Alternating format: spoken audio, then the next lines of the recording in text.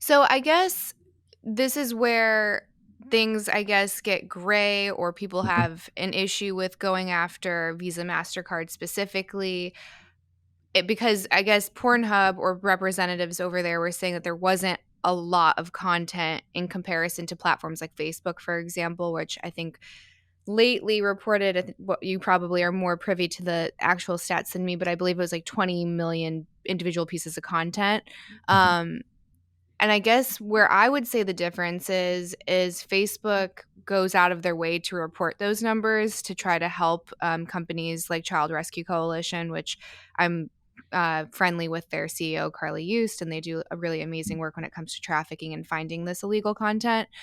And when people went to Pornhub, they were like, well, we don't have anything. So I think that Mhm. it comes down to like who's an honest actor, right? And who's being upfront with the material. What I read was that these victims that came forward had reported the material and said, hey, I wasn't consenting or I was underage or, this is abuse, whatever it is. And the video still didn't come down. Is that accurate?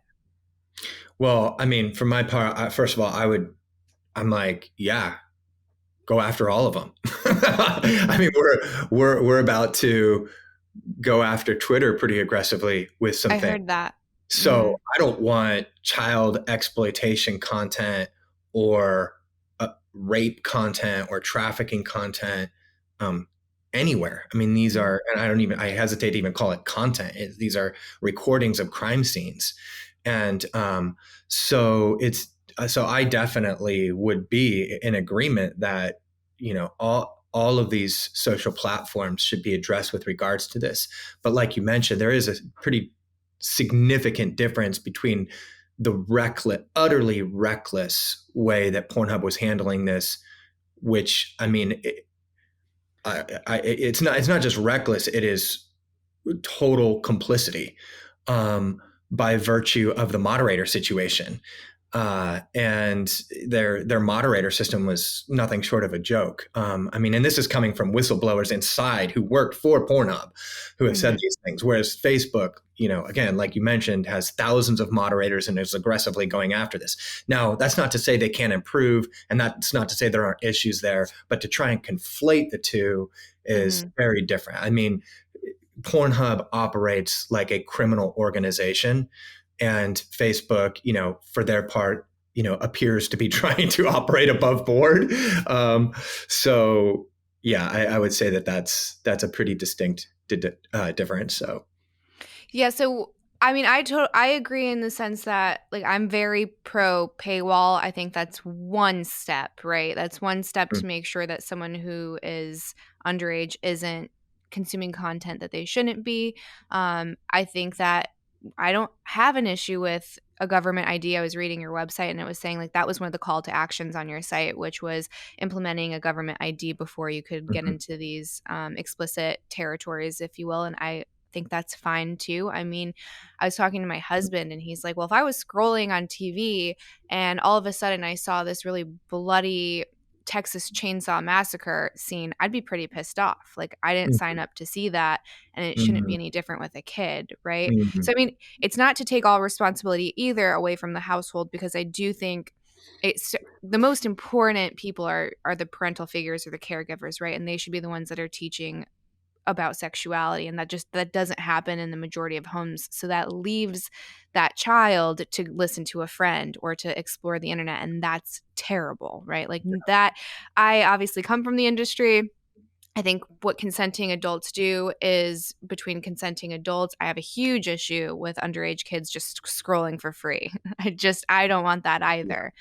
yeah. So I'm in full support of that call to action. I guess when it comes to the material, it's like, well, I guess what was the level of involvement when it came to the OnlyFans situation that recently happened? Because I know XBiz specifically called out your company and was saying that you were one of the main hitters with putting pressure on the banks to kick out all of the sex workers from OnlyFans. And to that, it's like, I hope not, because as someone who's a performer, I can tell you being on a porn set is far more dangerous to me as a performer than me filming from my living room. Do you know Yeah. what I mean? And I do agree that there needs to be some way to verify that I'm consenting and I'm of age before I upload that content. And that was very loosey goosey up until maybe a year ago on OnlyFans.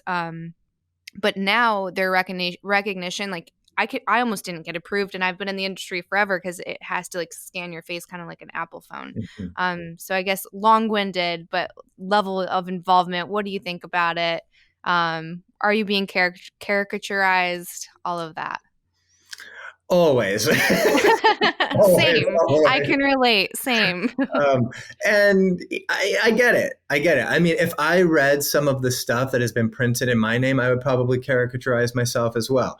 So that, it's interesting that the podcast kind of medium has emerged at this time in history in which social media has resulted in so much characterization, because it is through longer form conversations that I think some of that can be deconstructed. We could better understand each other. Hmm. Ultimately, for me, I have a vision of humanity in which love and empathy are kind of the highest values. And Hmm. so I try to look at everything through that lens. And I believe that through the context of long form content, that it's a better way for us to kind of learn about each other and empathize with each other and understand each other. And Hmm. so, um, so yeah, with the OnlyFans, um, the issue with OnlyFans is the same issue that we have with anyone that is hosting or distributing pornographic content, which has to do with age and consent verification on both sides. Hmm.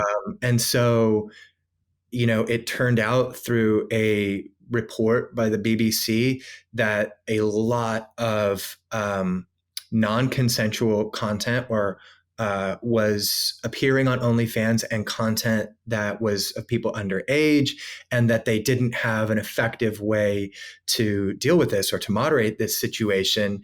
And so therefore put pressure on the credit card companies to take action in requiring them to do a better job of cleaning this stuff up. And so, in terms of the methodology, how do we get there? There will probably be differences of opinion, but I hope that we can all agree that whether it be OnlyFans, whether it be Facebook, whether it be Pornhub, that we don't want these sites to be infested with illegal content. So at the end of the day, that is an issue that we as a society are facing. Hmm. In relative terms, the internet is still fairly new. And I think it's this alternate universe, and we still have to learn together how to navigate this universe to be safe for people and for society. The entire idea of society is that we're better off together than we are alone. And that requires humility. It requires a level of humility to say, look, I don't have it all figured out. You don't have it all figured out. But hopefully, if we work together, that we can, come to agreement about certain values and things that we want to establish as sort of the bedrock of our society. Well, the internet has brought us a whole new set of issues to wrestle with. And so for me personally, and for us as an organization, that's where we are with it. We're wrestling with these things. The God bless Gustavo. He writes very aggressively about Exodus Cry, yeah, just I it was internally at Exodus Cry, we kind of chuckled amongst ourselves because really we had nothing to do with the OnlyFans thing. It was more the domino effect of things that have already been taking shape Hmm. to try to create better systems Hmm. for accountability. on sites hosting and distributing pornographic content to ensure that this content is not criminal, that people are not being preyed upon. On a personal level, I do have issues with OnlyFans. It's a very predatory system, and it's concerning to me the way in which the recruitment model of like, if you recruit somebody to the site, then you make money. It's a weird kind of, almost, it's enabling this like pimping culture to emerge, and young girls 18 years old are being targeted. Well, even younger than that, but let's just say 18-year-olds are being targeted with this aggressive kind of recruitment method to lure them into like, hey, show a little bit and show a little bit more and a little bit more and a little bit more. And, at some level, it's turning us into a prostitution culture. And so there is Mm. a question for me of like, well, if that's a good thing, then why aren't we teaching that in schools, right? Like, I mean, if that's such a good thing and that's so empowering and liberating and what we want for our young daughters, then why isn't that being held up and celebrated as a great job to pursue in high school and college? And, you know, I think there's some obvious concerns with a culture that is sending so many young women into prostitution, if you will. And OnlyFans seems to be mainstreaming that in a way that raises concerns.